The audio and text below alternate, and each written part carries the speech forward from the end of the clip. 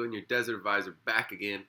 Now, we've talked a lot about cryptocurrency, different types of investments, but this week, or today specifically, we're going to be talking only about Iraqi Dinar currency.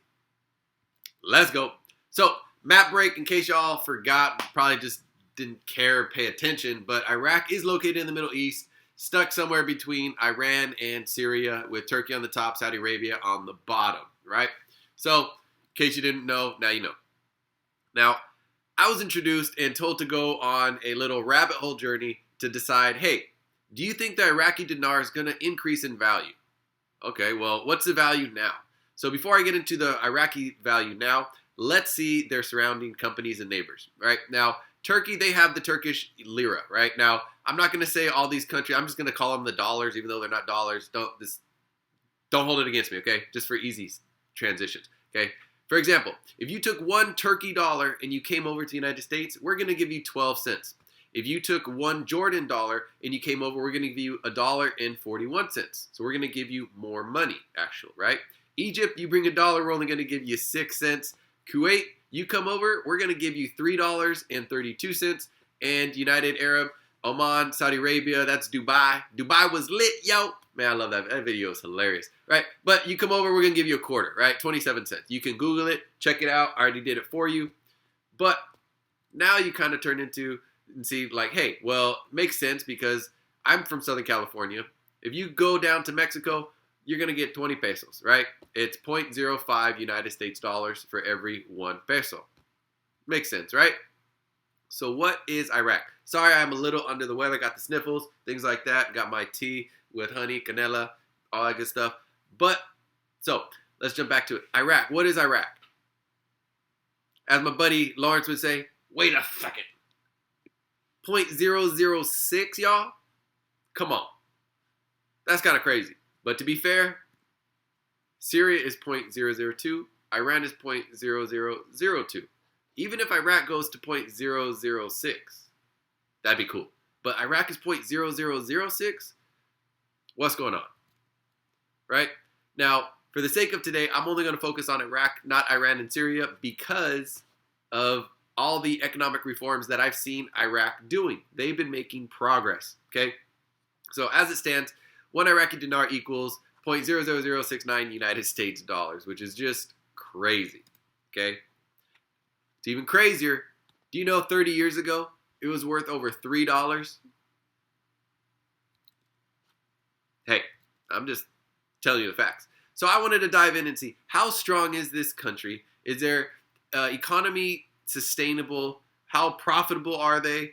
How secure are they? And how well connected with their networking to surrounding countries? Found out that they have 143 billion. I don't know. That's a lot. That's a big number, right? But they got the 5th largest in oil reserves in the world. 5th largest in oil reserves in the world.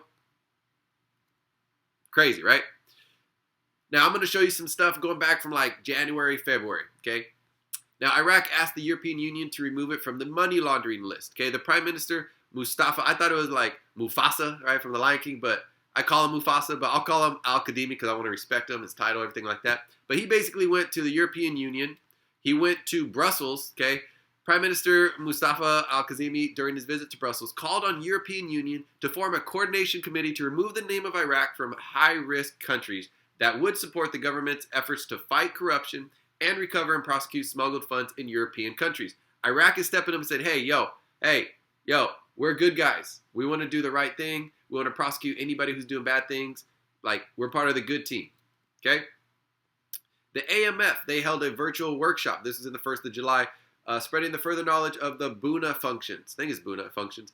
More than 200 senior officials will attend the workshop representing central banks and wide spectrum of financial institutions. This was in Abu Dhabi, okay? The AMF. Now, basically, it's a special workshop about knowledge of BUNA, cross-border, and multi-currency payment system owned by the AMF, covering various elements related to BUNA and future plans. What is BUNA? It's a cross-border payment system owned by the AMF, aiming to enable financial institutions and central banks in the Arab region and beyond to send and receive payments in local currencies as well as key international currencies in a safe, cost-effective, risk-controlled, transparent environment. So basically, these Arab countries want to get together. They've talked about making one type kind of like the euro.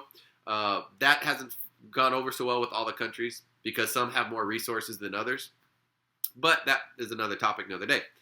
But all these countries are talking about, hey, we want to actually have an easy payment of transactions of system.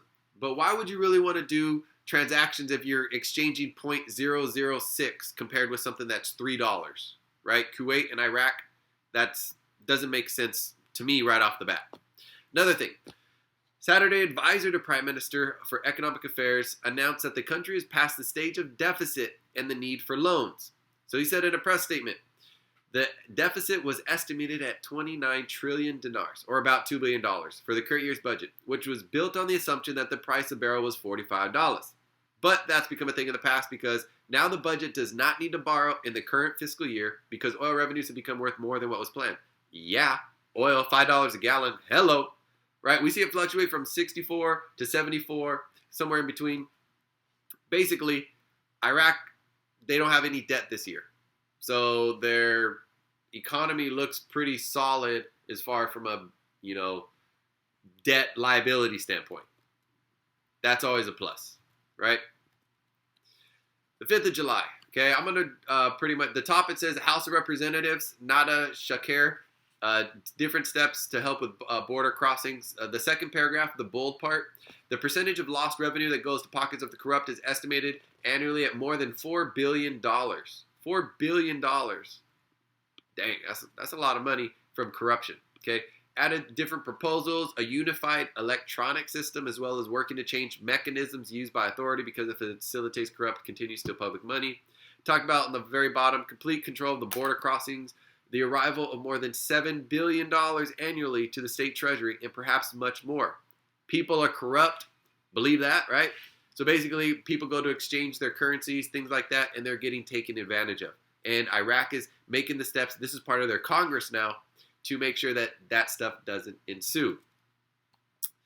Economists called for ensuing new currency for Iraq and linking it to a basket of currencies to maintain the stability of its exchange rate without the need to remove zeros in the current Iraqi dinar. The financial advisor to the Prime Minister, Saleh, confirmed today, Sunday, that the Central Bank of Iraq has developed a project to delete 3 zeros from the Iraqi currency in order to reform the cash payment system.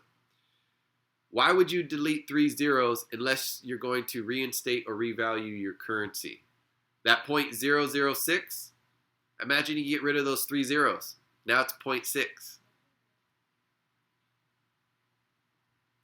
Okay? Al-Kadhimi's had this white paper going back, I heard about it in October 2020. But this was just in August the 2nd. So the Prime Minister stressed that the white paper strategy for modern, prosperous Iraq.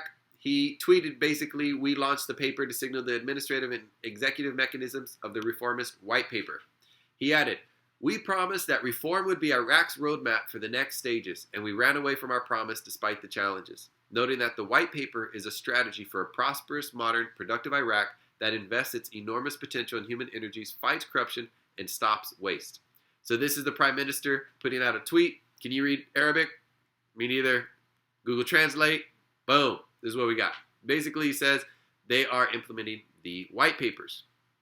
Okay, starting the implementation of administrative and executive mechanisms of the white papers. Y'all can pause and read it. Check it out. Read for yourself.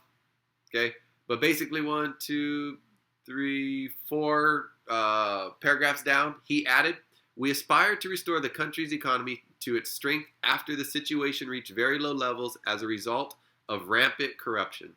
Stressing that this plan would rebuild the Iraqi economy in a proper manner, achieving sustainable development for the country. He added, the reform plan will provide a solution to chronic economic management crisis, which is represented by complete dependence on oil and the failure to diversify sources of income. Basically saying, he says, stop being so dependent on oil. We need to diversify. Okay? The bold part, we strongly aspire, which I just read. He pointed out the goal is to advance the Iraqi state, not the current government. Governments go, and the state remains. And for this, we want, with all our determination, to restore Iraq's economic prestige. That sounds like a good man, a man of the people, not a politician. Okay? Basically, on the very bottom is what I'm going to read. Al-Kadhimi launched what is known as the White Paper, extends over 100 pages, project for a solution to the chronic economic crisis, complete dependence on oil, lack of diversification of sources of income. Okay, but at the very top, we see, I wanted to read this part, is a comprehensive reform until it is completed within 5 years. So they're talking about within the next 5 years. Be sure to read this whole thing, pause it, okay? I've already read it, done my homework, do yours, right? But they're talking about within 5 years, okay? 5 years of reform.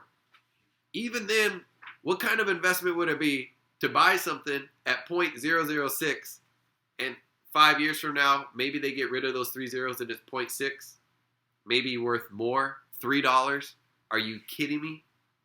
Going from 0.006 to $3, just like that? Now, the Minister of Finance stressed that one of the priorities of the white paper is the reform of financial management systems. Okay? Now, this is the news source over here, the Iraqi or Arabic news source. This is Google Translate, right? Do your own research. You could see what they're saying in their own local publications. August 16th. Okay, now the middle paragraph. The Iraqi government aimed through the white paper to put the economic reality on a path that allows the state to take appropriate steps to develop it into a dynamic economy. Okay, diverse, creating real opportunities for a decent life for citizens. Basically, everybody wants to make sure Iraq becomes a better country. That's what the news has been all year long. Okay. The head of the Saudi Arabia Coordination Council, Minister of Finance, this guy's name, confirmed that the Iraqi government has put the economic reality on the right track through the white paper. Pretty much what was just said, but more proof from their own local news. We've seen that the British ambassador to Iraq, he met with the prime minister recently, talked about support of getting rid of the terrorist organizations, ISIS, and preventing it from threatening security and peace. So now we're talking about making sure, are they secure? So it's one thing to make sure your government has, steps and plans in place to do economic reform, but how secure are you from being taken over by ISIS and different things like that? So that's what they're talking about there. And then he also met with our president here, Joe Biden. And on the left side, you see they talked whatever they talked about, but on the right, together they discussed important role in Iraq region, significant diplomatic efforts led by Prime Minister Al-Kadhimi to improve and strengthen Iraq's relationships in the region. They lauded the historic visit of Pope Francis to Iraq earlier this year. Yes, the Pope visited Iraq. The trilateral summit with Egypt and Jordan, and the important role Iraq plays in promoting interfaith tolerance of the common bonds of humanity in the Middle East. They agreed that Iraq's stability was central to the stability of the entire region. Now, I get a lot of information from Dinar Recaps, Dinar Guru, Reddit, Twitter, all over the internet. You just check it out. This is just one of the many sources. Do your own. I'm just Kyle. I'm just letting you know some of the information I came across, right? Now, this wouldn't be so crazy. Well, it kind of would be crazy if this didn't happen this year. GameStop was up 1,000% return this year. 1,000% for GameStop. People don't even go buy video games no more. You just download it straight to your computer, your PC, your game console. But GameStop had 1,000% return this year, y'all. Dogecoin, right? 23 cents, 4,821% return. Seeing stocks go up, cryptocurrencies go up, I would not be in the least surprised to see currencies go up. Foreign currencies, local currencies. There's a lot more to it. There's other currencies involved, but Iraq looks very strong. Very, very strong. Okay? You can check out a lot more of my information on locals. Like, comment, share, subscribe, let me know. Now, I am licensed in certain areas of the financial world when it comes to insurance, investments, and loans. Now, this is not an offer to buy or sell a specific currency. Make sure you meet with a licensed professional and you meet your investment objectives and your suitability, and make sure everything falls in line with a plan that is specific for you. All right? See you guys next week. Make sure you do your own homework. Invest in yourself. Invest in your future. Don't be dumb. All right? See you guys next week. Peace.